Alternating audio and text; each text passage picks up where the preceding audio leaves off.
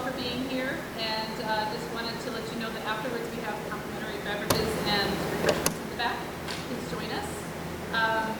The most important thing I want to mention is this speaker series has raised over $3,500 for this fundraising effort that we've tried so hard to get off the ground, and we're slowly getting there. But I wanted to tell you about Randye. She has worn a lot of vocational hats in her life, including radio talent, stage actress, voiceover artist, communications teacher, and speaker, which all have this in common: effective human communication and the sharing of positive energy. She says she likes to elevate the love in the room before she leaves it, for nothing replaces the human connection. It's why we're here.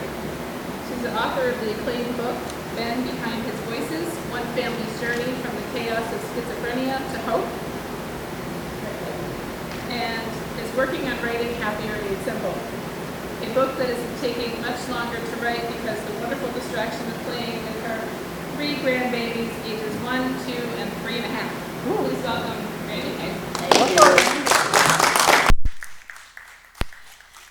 Yes, and those 3 grandchildren are all from the same child.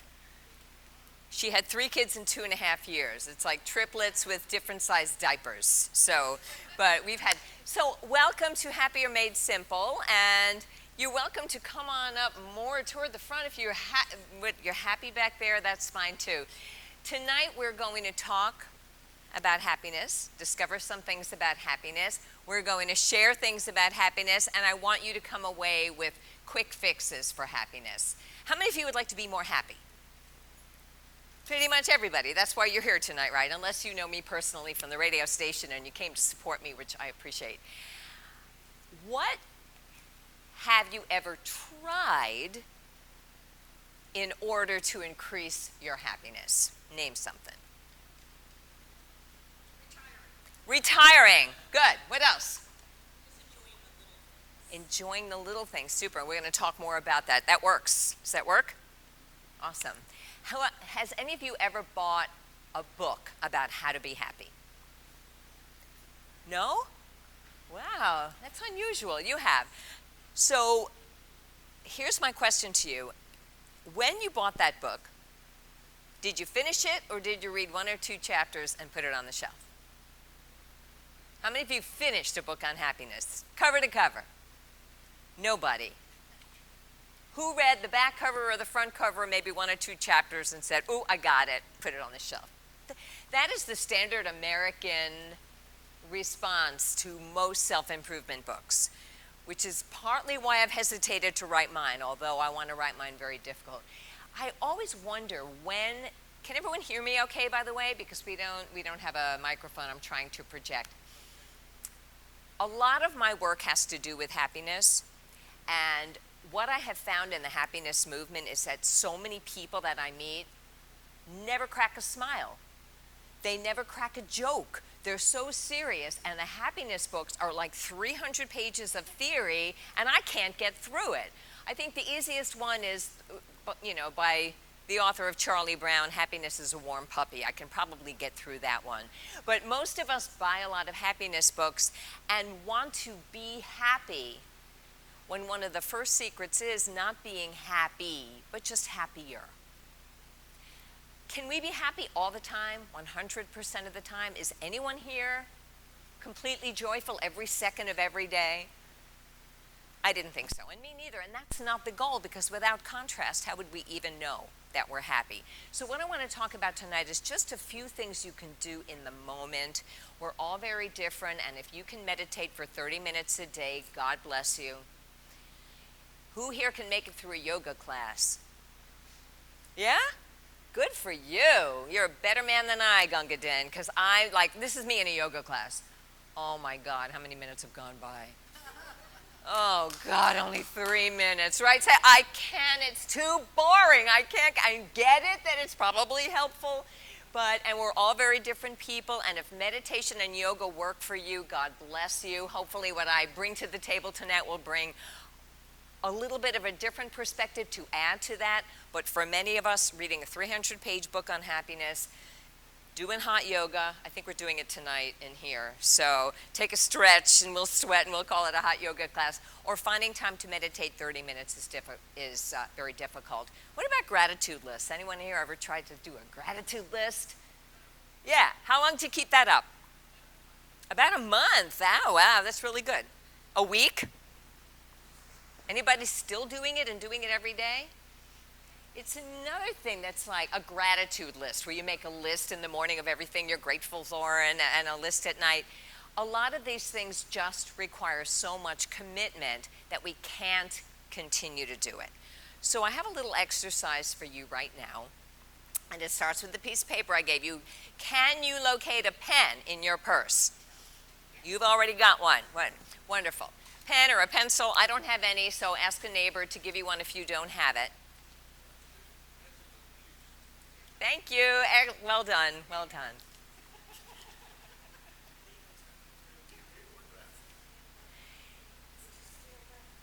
So I would like you to write, is it okay if I step down? It's not going to ruin your frame. I would like you to think of and write one thing that you are grateful for. But before you do this, I don't want generalities. I'm grateful for my health, I'm grateful for my family. Too big. We deal better with specifics. So I will give you an example. I currently am very grateful for home insurance, that I have it and I kept it up. Because 2 days ago, because I have babies in my life now, if I had a PowerPoint, I would show you the picture. I left the passenger car door where the car seat is open, I swear this much, and I forgot overnight. And I'm pulling my car out, lining my car up perfectly with the garage door, as you do, going, oh, great. Because I have, on occasion, one time, forgotten to open the garage door but that's only once. I don't do that anymore. So I'm pulling out and I hear crunch. My ajar rear passenger door broke my house. My garage just went completely off the footings, and it's $6,000 worth of damage, and my car has one bit of sheetrock dust on it. It's not a military tank, it's a Honda, but for some reason the car broke the house. Anyway, so I'm very grateful for home insurance. So that's my specific. So if you could write one specific thing, it can just be little. I'm grateful for coffee beans, whatever it is. Write one thing you're grateful for and make it a specific thing to you. Everybody got something? I would like you to find a buddy and share it out loud with that person. Just break into teams of 2. Can you guys just get together for a second? Just tell the person what you're grateful for specifically, even if you're married to the person. That's okay. Can you find each other and just...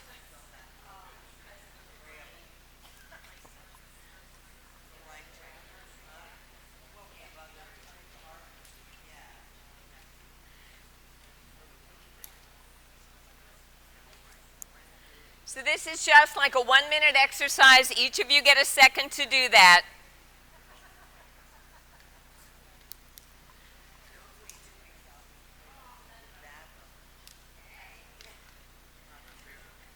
Did everybody get a chance to share? Raise your hand when you're done sharing with your partner one thing you're grateful for. Okay, I'll wait. Now, I want you guys to look around and look at the faces around the room. And I want you to know that by sharing something very specific that you're grateful for, you just raised the energy in the room.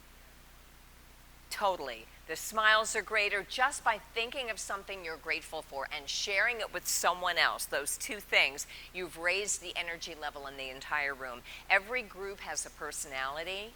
And I spoke about the fact that the red thread through my career is the sharing of positive energy, and this is one way that we do it. So tonight what I want to do is talk about quick fixes like this, 7 specific phrases, and 5 little steps that you can take so that you can leave here armed with some ideas about how to raise your happiness. Not be happy all the time, just raise your happiness. And a lot of it has to do with stories and words and breathing. So let me start with stories for a minute. Who here has had a bad thing happen to them in their life that they have survived? Everybody, absolutely. And if you hear people tell stories, you kind of know a little bit about them by the way they tell their story. So unless you're like under 5, hopefully nothing bad has happened to you under the age of 5. But we've all survived stuff. We've all handled stuff. And a lot of the secrets to happiness is the way we tell our story. So I just told you the story of how I broke my house, and I tried to sell it with a little bit of humor and a little bit of gratitude. And does anybody feel like I'm a victim? Does anyone feel like I'm a little stupid? You can raise your hand. It's true. I do feel a little bit stupid, but I'm so lucky that I have health insurance and that my car wasn't destroyed and that Bob and Ray Garage Doors came out right away to fix this. So there's a lot to be lucky for in every story.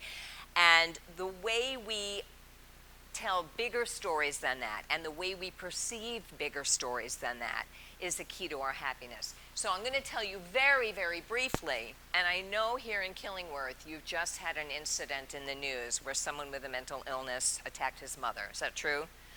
So I know that that's brought this up in the news a great deal. I'm going to extremely briefly, instead of my 300-page book, but if you want to know more, you can purchase a copy of it, tell you about my son. And this is a story that has certainly been part of defining my life.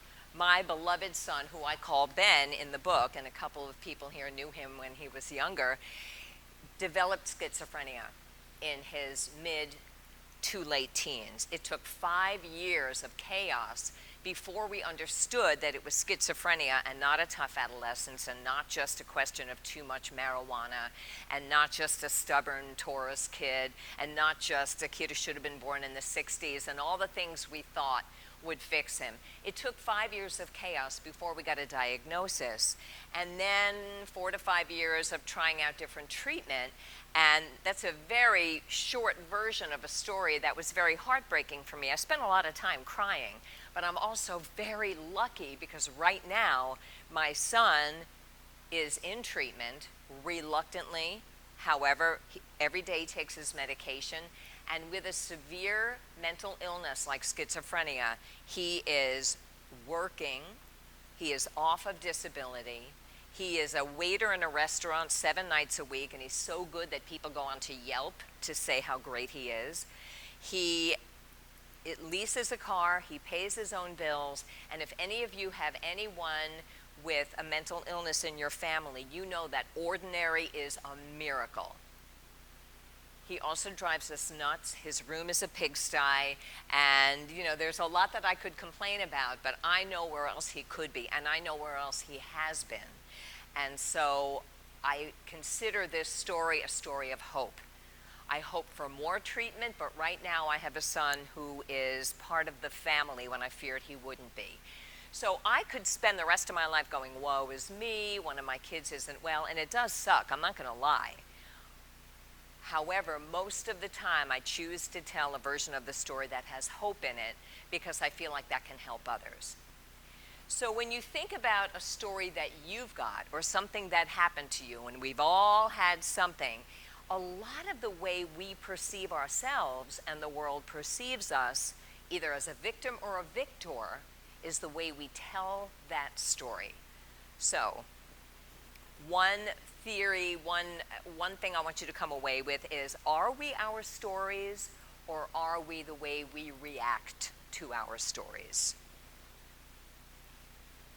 And one of the ways that we react to the stories has to do with concept number 2, which is words.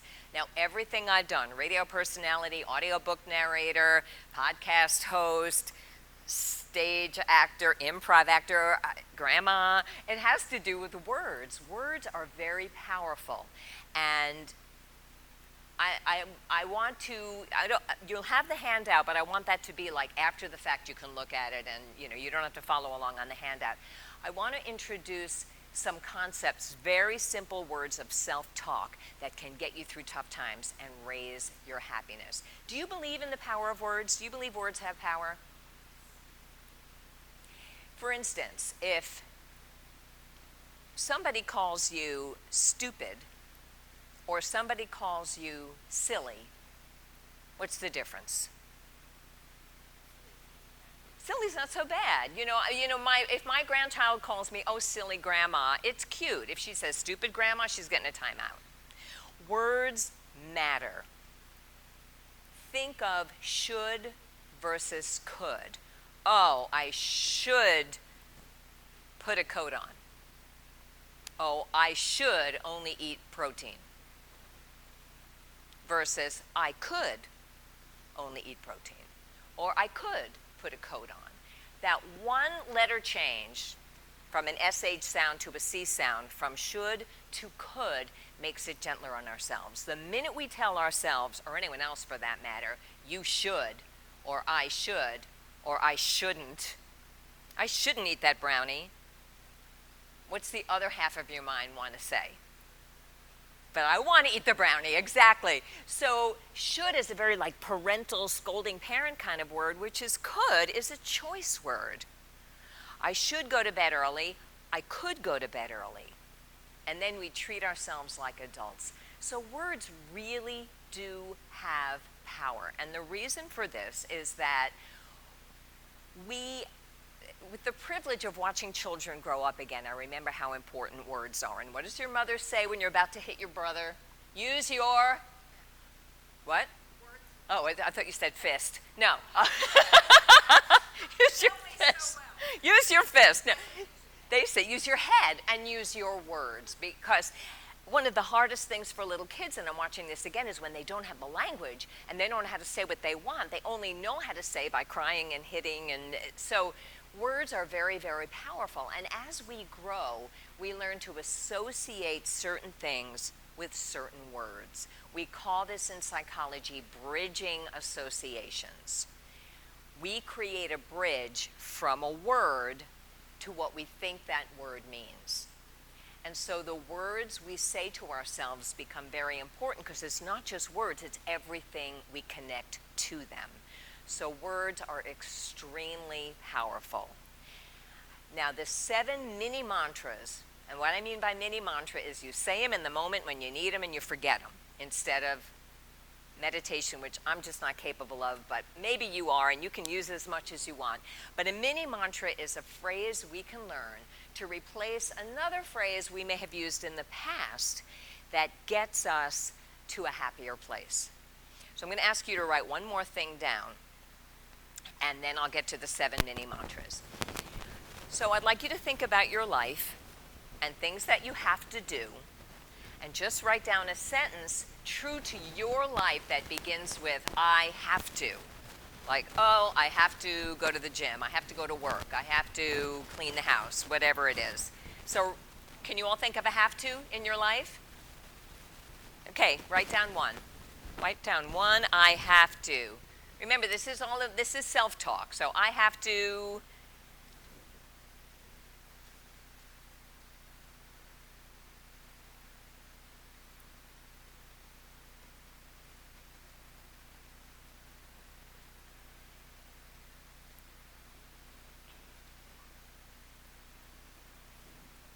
Everybody got something? All right, who will say out loud what they have to do? I have to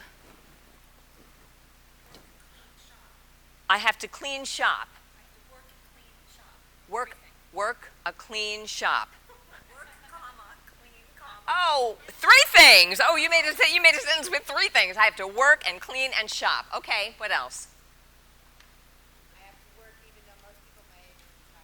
I have to work even though most people my age are retired. Let me take one more example. It could be something you do every day where your thought is, I have to grocery shop. Okay. Everybody have a have to for yourself? I'd like you to cross out the word have and instead write the word get. I get to. I get to cook, clean, shop. I get to go to the grocery store. I get to work. Have you all replaced the have to with get to? Tell me a little bit about what happens in your head when you change that one word. You're nodding? Yeah, you can talk.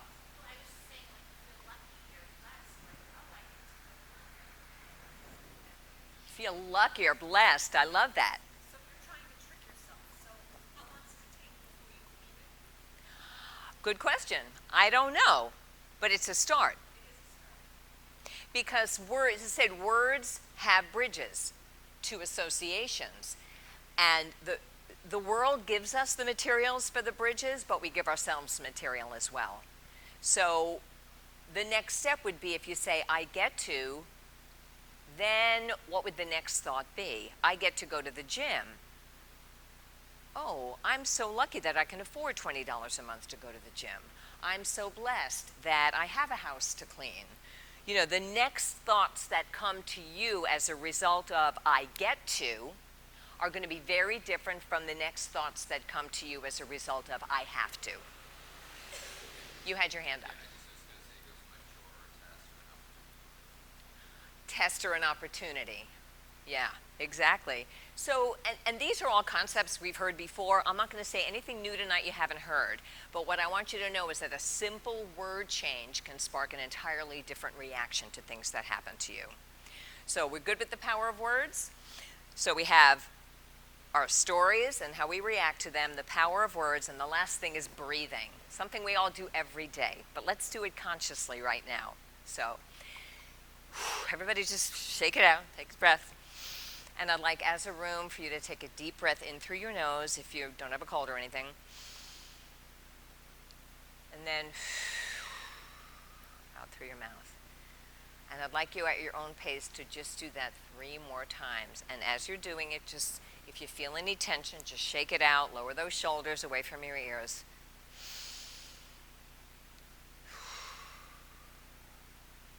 Try to breathe into your stomach, even if it makes you look fatter. No one can see, you're sitting down.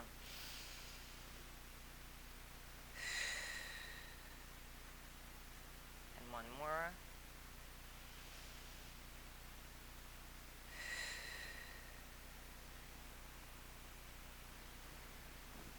It's a mini meditation.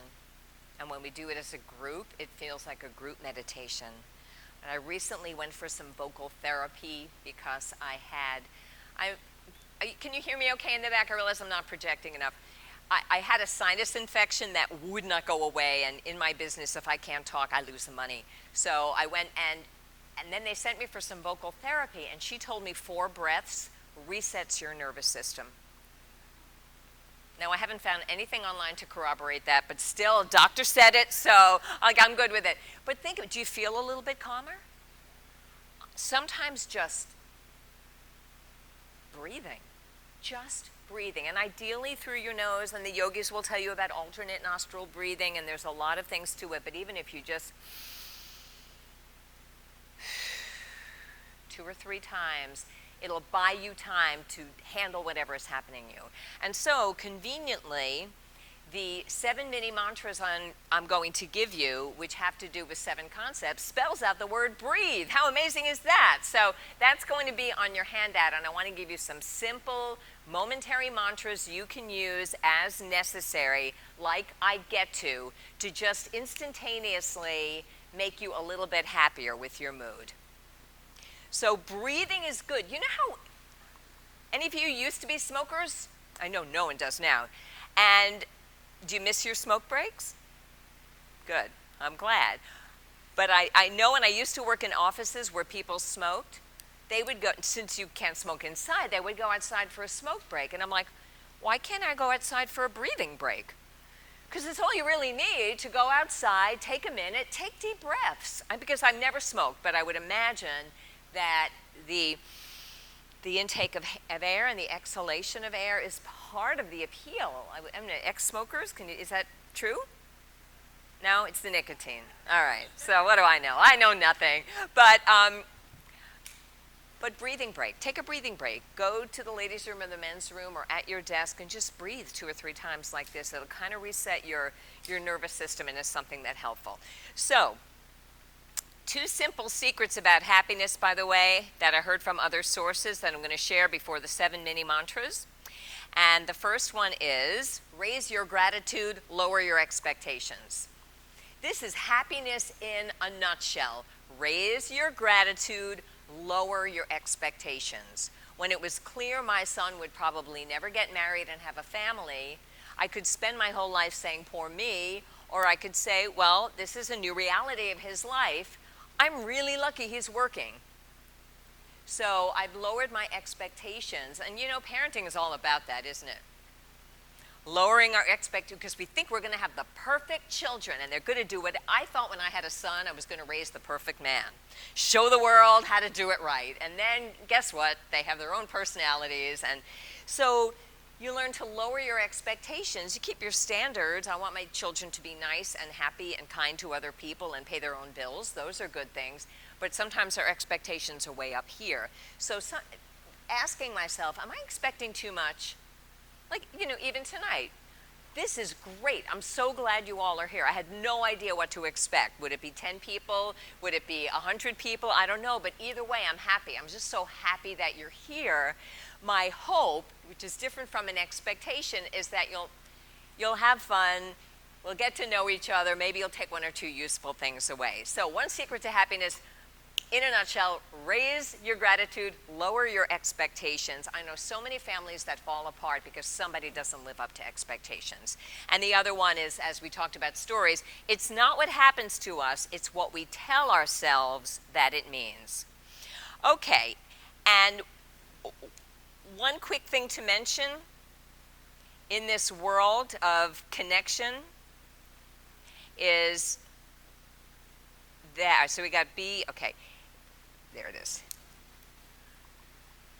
In the last 10 years, the advent of cell phones and the distractions of cell phones have caused such a dent in people's happiness because we are connecting and look, don't get me wrong, there's a lot of things about technology I love, like the GPS that got me here today, and like FaceTiming with my grandkids when I'm away. Like there's a lot to be liked, but I'm so thrilled to see that not one of you is staring at your cell phone, that we're here together having an experience together. Did you know they did a study that where they paired people off to have conversations and they surveyed them about their satisfaction level afterward? And then they did it again, but this time they paired people off and the researchers would like leave their cell phones face down in the middle of the tables. And people's, even though no one picked it up, no one looked at it, it was just there. The cell phone in the center of the table when two people were having a conversation, satisfaction levels and connection levels went down. So when we talk about connection and empathy, which is the E in breathe, I'll mention that again, but I'm so glad to see that we're all here and present in this room. Which leaves me to number one. The B of breathe is being, or what I say, be here now. You've heard about mindfulness. It's not a new concept. Everybody just say it with me. Say, be here now. Go.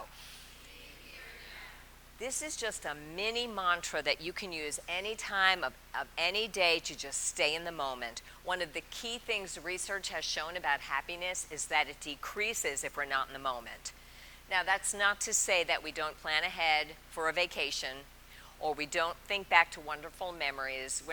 I think it's like expecting to be happy 100% of the time makes no sense. Expecting to be in the moment 100% of the time makes no sense. Otherwise, we wouldn't see the red light 2 blocks ahead. But how many times have we been having a great experience and our mind goes back to a horrible memory or goes forward to anxiety, what will happen if? That is stealing our present moment. And there's some beauty in the present moment. If you were to reach, and I don't want you to do it because I know we only have a half an hour and I want to get all 7 of these in, but if you were to reach in your purse or sit at your kitchen table, maybe you want to do this tomorrow morning, take any object in your home, a teacup, a pencil, a phone charger. All of those things are the product of 1 million people who worked really hard to get that to you. Pencils don't just appear. Somebody chopped down the tree. Somebody cut it into the shape of a pencil. Somebody created the lead. Someone put it in. Somebody shipped it to the people who sell it. Somebody sold it to you. Somebody packed it at Amazon. Someone got it to you. Everything we have connects us with the world.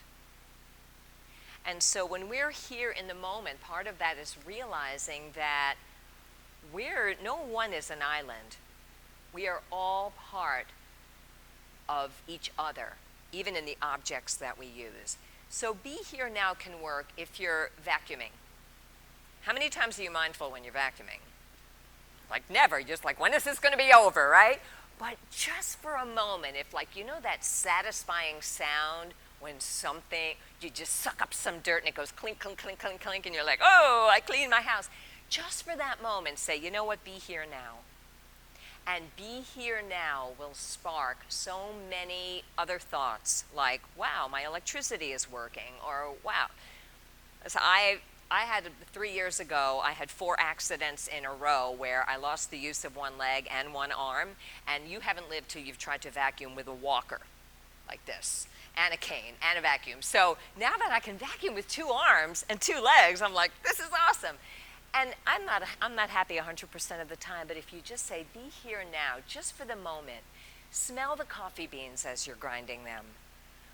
Hug that child instead of trying to take a picture of that child. Just, instead of a gratitude list at the end of the day, if you just say, you know, be here now. We're here now, we're hot, the fan is on, it's all happening, but we're here together having an experience. So that little mantra of be here now is called presence or being. So that's one little fix that you can do, is just remember to be here now, noticing the moment. Now, if you're having a bad moment, like your husband left the toilet seat up for the umpteenth time and you want to, then that might be the time to go, yeah, but he brought me flowers last night. So sometimes we can escape into the past or into the future for a little break from something that's bothering us. But if it's an ordinary moment or a good moment, take a minute. I'm going to have highlighters made up. I didn't get a chance to do it for you guys, but with the phrase, life is what you highlight. Because at the end of the day, when you think about those moments when you were present enough to notice them, and you just think, that moment when I was pushing that baby on the swing and the wind was blowing through her hair, like, I want to preserve that. That's a be, if I say be here now, that made me remember it, and then at the end of the day, I'm going to highlight that on my highlight reel of the day. In ancient Greece, if they wanted somebody to witness an event and they wanted them to be really sharp, they would throw the person in the river. So they would have to be present in the moment, and they would remember that day. They would remember that moment. They would remember details because they were brought so suddenly into the moment.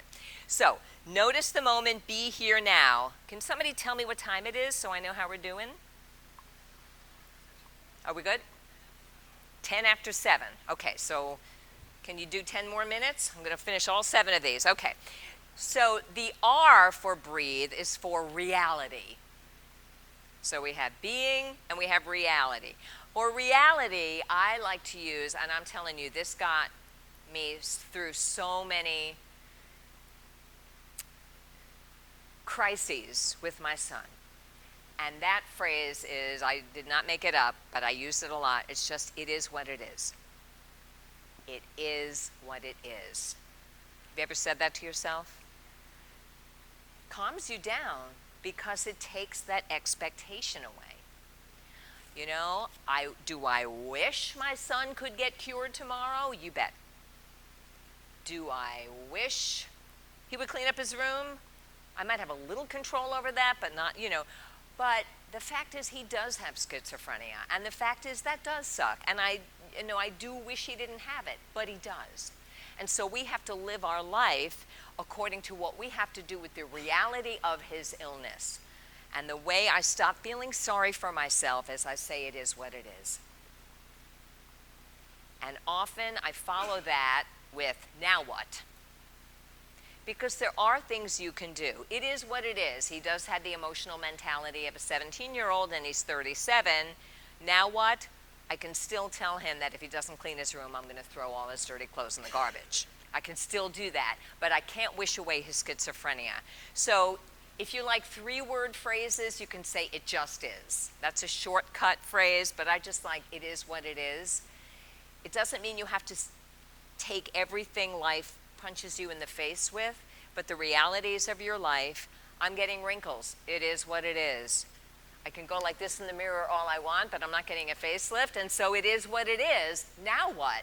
Now I want to age proudly. Instead of wasting all that energy wishing that my face were different, I can spend the energy aging happily and proudly, because it is what it is. We get older if we're lucky. So reality, it is what it is. We good? That should be on your handout. So the next thing, let me just mention this. And by the way, all these mini mantras are for you to tell yourself, not for you to tell someone else. If you went to someone and said, "Be here now," it's self-talk we're talking about.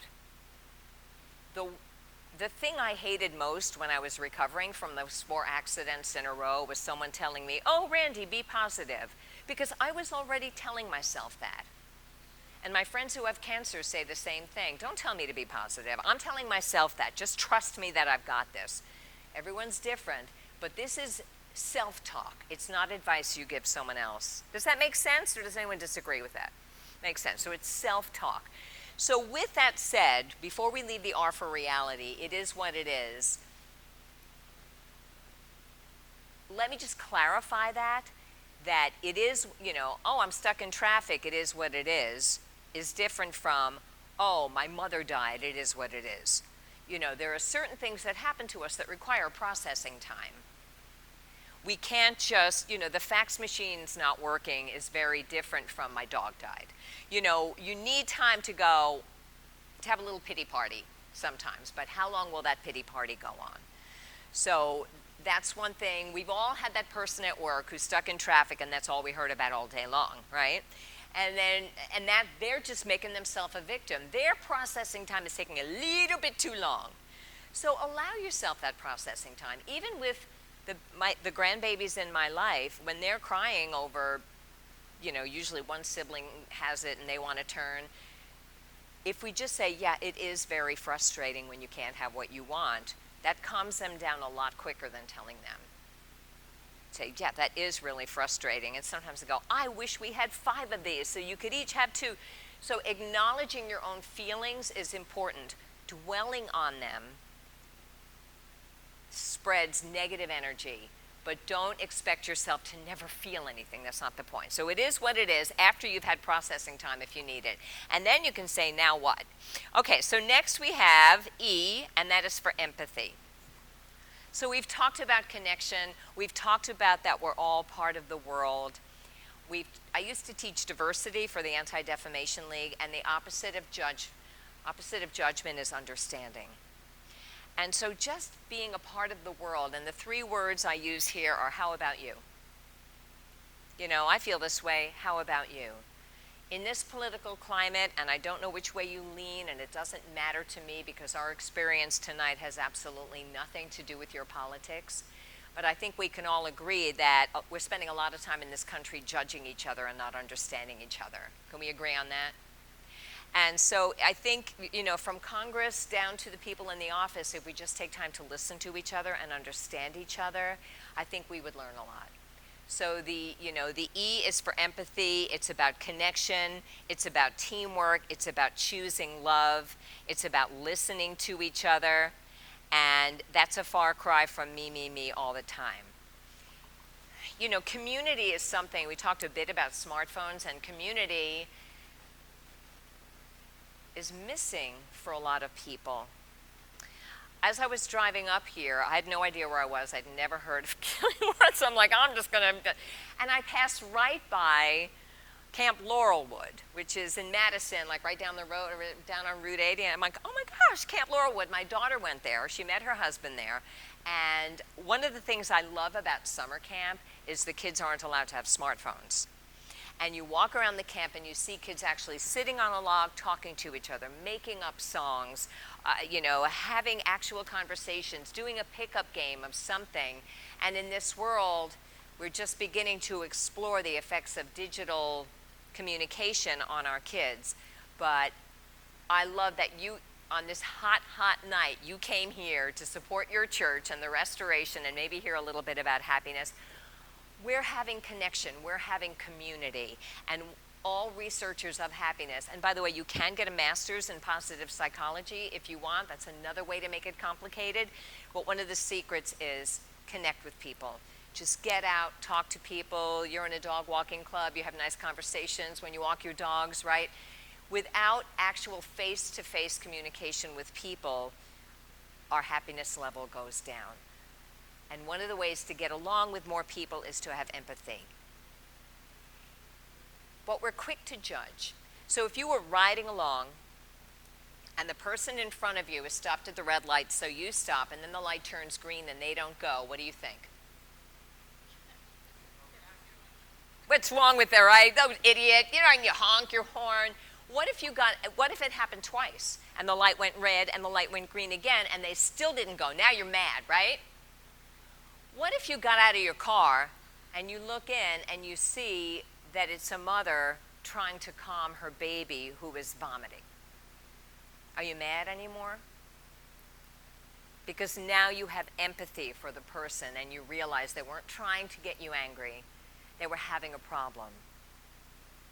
And so one of the habits, 7 habits of highly effective people, is seek first to understand and then to be understood. So I try, and I don't always succeed. If someone is an idiot in front of me at a red light, I just say, maybe they're a young mother with 3 kids in the back. And it calms me down, and usually they do end up going. And sometimes a little tap on the horn.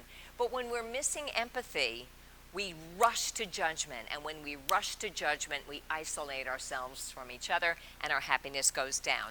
So, B-R-E, E for empathy, and then that can lead to community. Think of your favorite childhood memory.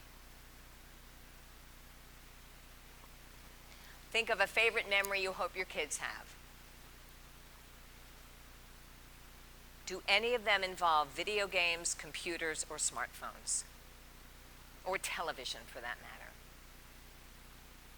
Usually, it's throwing a ball in the yard, swinging on a swing, watching a seed grow into a plant.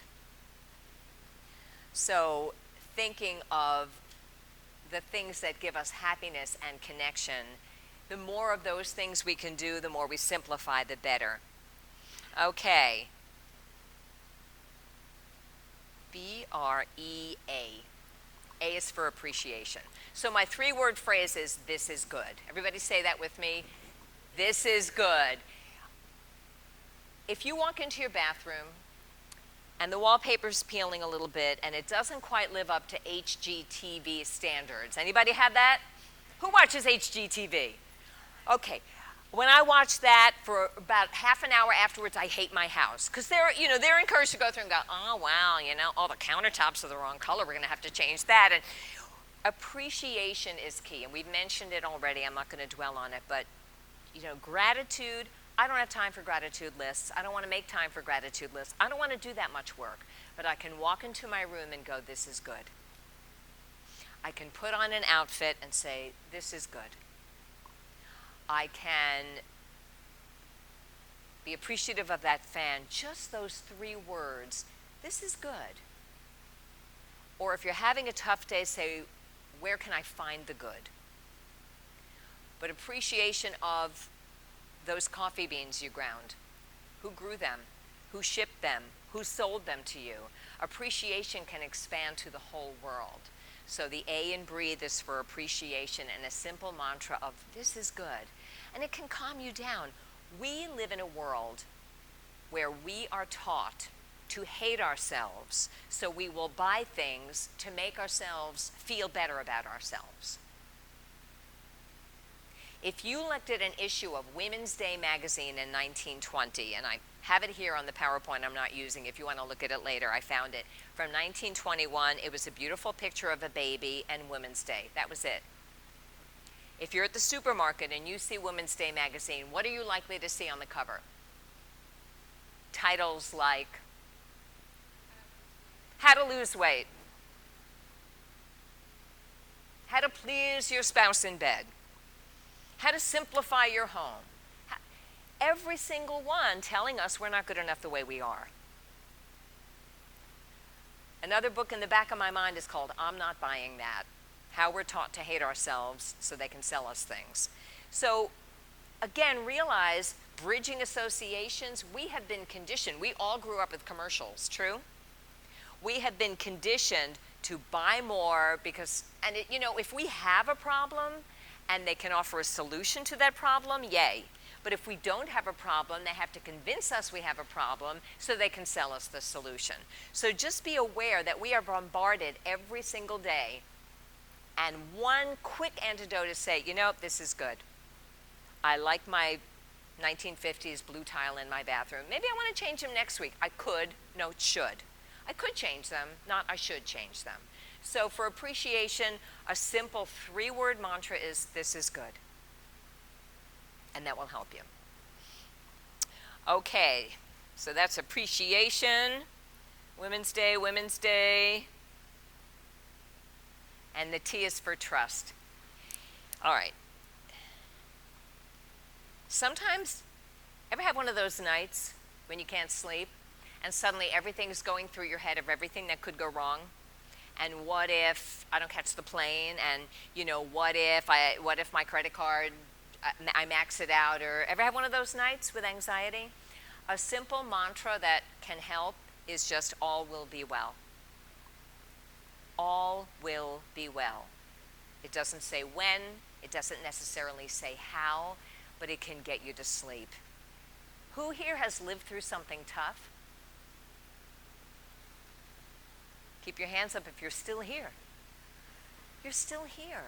I'm not saying it was easy. I'm not saying that maybe you wish it hadn't happened. But we get through a lot of stuff. And eventually, although we may wish, again, I would wish for my son to be well in a heartbeat, but he isn't. It is what it is. But all will be well.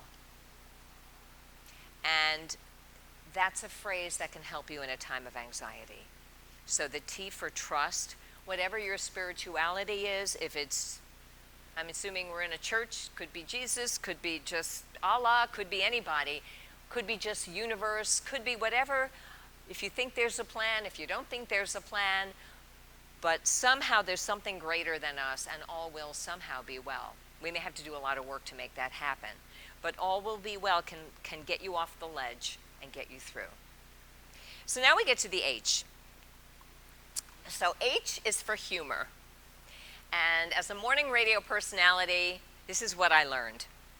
Whatever crummy thing happens to you, barring tragedy, it's funny the next day. So one time I was on the way to a wedding and I was rushing, and the kids, I have a son and a daughter, and they weren't getting the babysitter. It was one of those days, and I finally walk into the car and the heel breaks on my shoe, and I'm just up to here, and then I go, oh my God, this is going to be so funny on the morning show tomorrow. And most comedians will tell you that a lot of humor comes from stuff like that. So if you can find your sense of humor, if it's going to be funny tomorrow, we can make it funny now. Now, that doesn't mean you laugh at someone else's hardship. I'm talking about laughing at your own hardship, laughing at yourself. One of the things I missed most of all when I was a single parent was when my kids were driving me crazy. I just wanted to turn to someone and go, well, that went well, just so that we could laugh together about it. And I missed being able to have humor about hardship. A few winters ago, we had that winter where it was snow upon snow upon snow, and it was up to here, and you couldn't even shovel your driveway because the hills were so high. And I was driving down the street in Bridgeport, and somebody had put a sign into the snowbank, spray painted, that said, "Free snow." I thought, oh, some stranger just made me laugh. Humor is the thing that can often get us through. That is the secret. So if you can find it funny tomorrow, see if you can find it funny now. So the T for trust is As I said, all will be well, or if you like the 3-word phrases, it can be things work out, or it can be take one step. I read an article about a guy who lost all 4 of his limbs due to the flesh-eating virus. And I was reading about this in USA Today when I was traveling around the country after I left radio teaching stress reduction. And I saved the article because there's a picture of him bowling. There's one here if you want to come see it. But what struck me in the article is his wife said, yeah, every morning we got to put them together like Humpty Dumpty. And I thought, they're going to be okay. If they can find the humor, I'm sure he has frustrating times and frustrating moments, but finding that humor, it makes us human almost more than anything else. Being able to laugh about things, our own things, not at, but with. I can even occasionally laugh with my son about his schizophrenia. I know it's a rare golden moment when we can, but that connection when we have humor together is golden, because one of the things schizophrenia does is it steals your sense of humor. So when we have moments where he's just here 100% and he can tickle a baby or whatever, it's golden. So, trusting your sense of humor. When the cookie crumbles, be resilient. So humor, and then the E is for esteem. Oh, my phrase for humor is this. Isn't that interesting? Say that with me. Isn't that interesting? That kind of opens the door to, instead of judging the thing as a terrible or a good thing, just go, well, that's really interesting. You were supposed to clean your room, and it's a mess, and you have dirt. Isn't that interesting? That leads you to go, I wonder why. Or, this is going to be funny tomorrow. But interesting and curiosity is not a judgmental statement. We know that because if someone gives a bad performance, we go, that was a very interesting performance. So we don't know if you think it's good or bad. So the humor thing, giving you perspective and curiosity is, isn't that interesting? And the last E is for esteem, your self-esteem. Here's the phrase I like, and I can put it into 3 words, like I'll handle it if you like, but I like this mantra.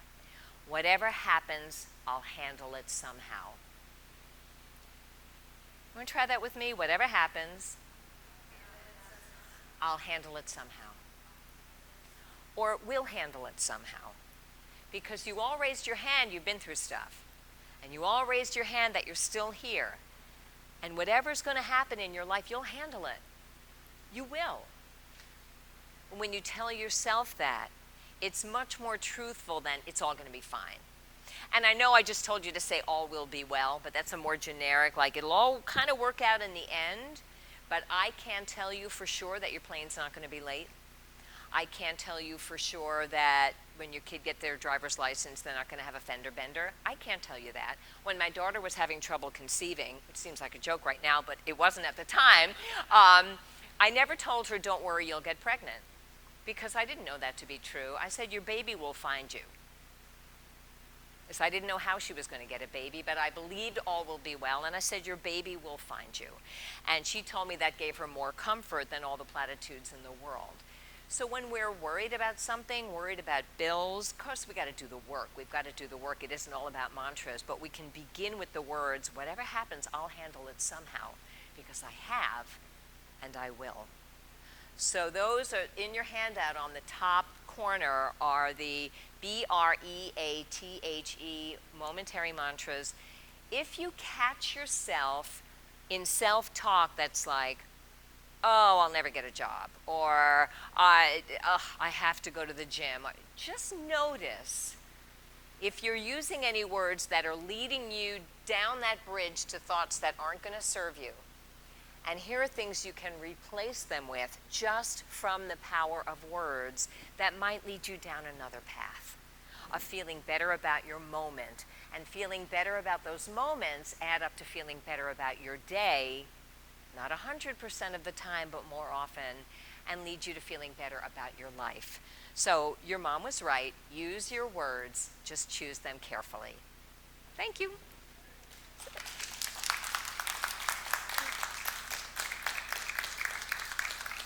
Thanks. So I promised if you wanted Q&A, if you have any questions, I'm happy to answer them. Or if not, we can go into the other room. Does anybody have any?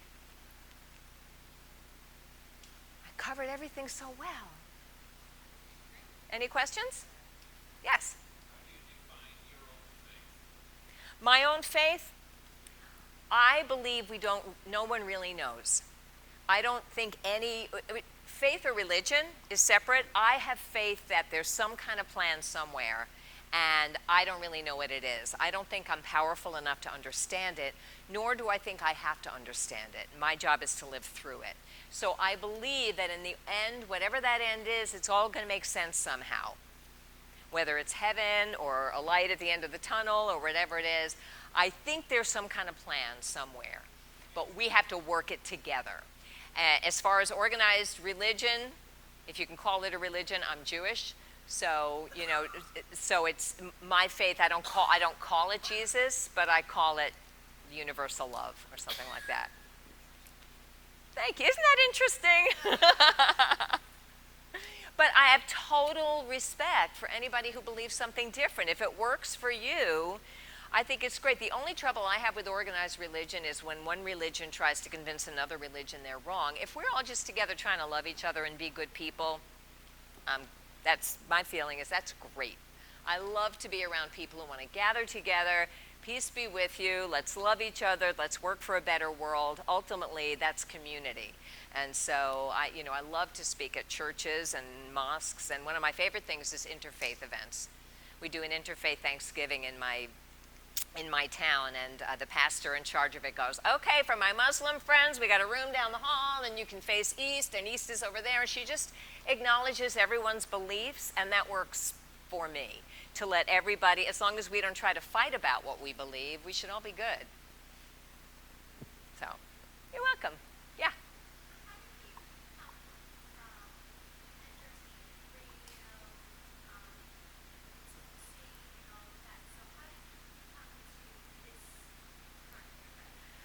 Okay, thank you. So the question is, how did I go from entertainment to this part of my life? It's all really connected. I look for the red thread, which is like weavers use a red thread to keep everything in line when they're using different colors. And a speaker I know says, find the red thread in your life and you'll be okay. So that's when I came up with, well, it's all the sharing of positive energy. When I was on the air, on the radio, I thought of it as a great opportunity to reach people, even though it was through a microphone and I didn't see their responses. If I can make them laugh, if I can make you laugh. So it was an opportunity to bring love to the world. Bernie Siegel, who's one of the famous happiness experts that I did interview on my podcast, I heard him speak once, and he said, if everyone saw their job as just a way to bring love to the world, we'd all feel so lucky. And so I thought, my God, I'm so lucky. I'm on the radio. Like, I don't know how many people were listening. I don't know, 600,000 or something, higher than that. So there was that, and everything. I like the eclectic life, and there's a word for it I learned called a multi-potentialite, meaning you like a lot of different things, and there's a TED Talk on it. Sounds like you've listened to it or you know it. So when I left radio, I thought, what can I do that will use the skills that I have and also pay my bills, because I was a single parent with no child support. And so I wrote the book and made money speaking about that, but I wanted to keep bringing love to the world, and I didn't have my microphone anymore. So I got into public speaking as a way to use my comedy and performance skills to do that, but I still occasionally do theater. I'm about to start rehearsals for Bye Bye Birdie, playing Albert's mother, and and as an audiobook narrator, I use my acting skills and my teaching skills. I even spent a semester being a college professor of communications. That was a lot of work. It's a lot of work. I'm not doing it currently. So I need my freedom, and I love the kids, but God bless the teachers. God bless the teachers. I'm sure if I'd kept doing it. So it was sort of a natural, it was a natural switch using the same skills in a different area. But I still love to perform. I'm doing it right now, kind of, but more. Anything else? All right. Well, in the other room, it might be cooler, and there's also refreshments. So thank you so much for coming and participating and staying. I hope you found it helpful. Thank you. Oh my gosh, thank you. And if anybody wants a copy of the book, I have them for 20 bucks. No pressure, just they're here if you need it. And I do this presentation as lunch and learns in corporations. If anybody knows anybody, I have business cards. I'll bring them in there. You can take it or not take it. I just had such a good time with you guys tonight. Thank you so much. Thank you.